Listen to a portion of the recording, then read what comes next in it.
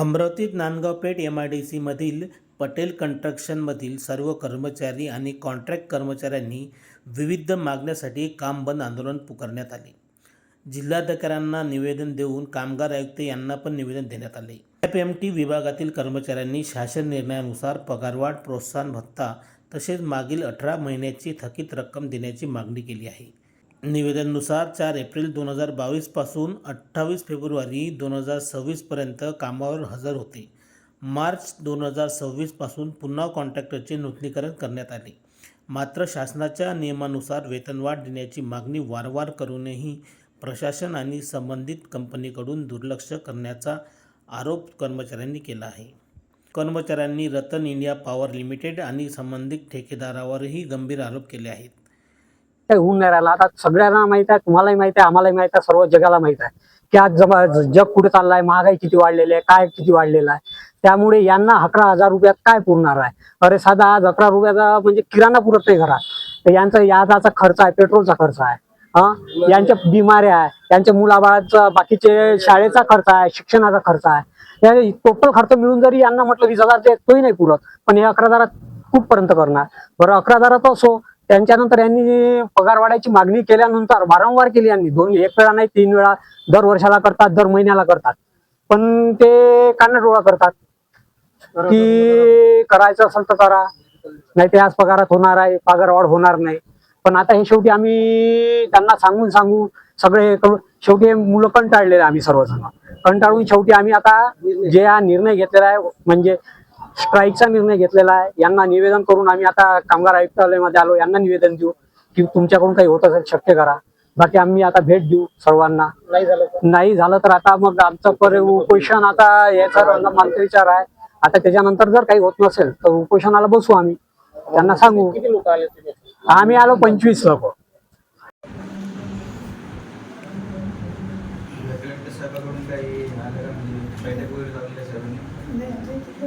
Collector साहेबांच्या नावानंच आहे ना, प्रतिलिपी आम्हाला त्यांनी बैठक लावली तर मग आमचं कलेक्टर साहेब बोलतो, आमदार साहेबांना दिलं आहे.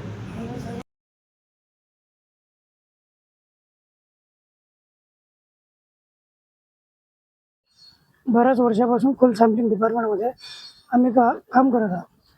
पुढच्यामुळं आम्ही कंपनीमध्ये काम करतो. पुढच्या कंपनी तर पगारवाढीसाठी आम्ही त्यांना कॉन्ट्रॅक्ट रिन्यू झालेला आहे. 4 वर्षापासून माणसं काम करत आहे.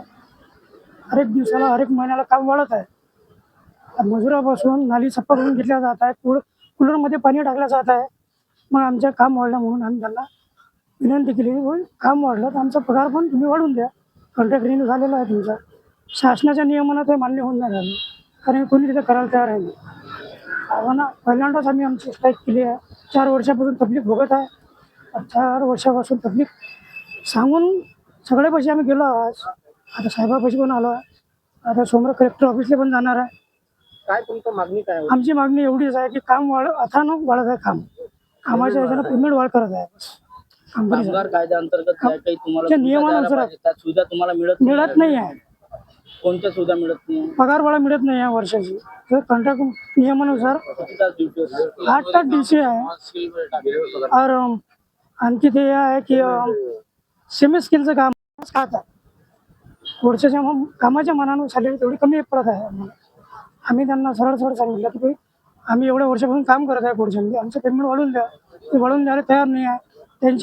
त्यांची बोलण्याची पद्धत बिलकुल जो होता है वो कर लो, करना है तो करो, पट्टा होगा तो करो, यहाँ पे नहीं तो जाओ, गेट पास दे दो, ये करो वो करो.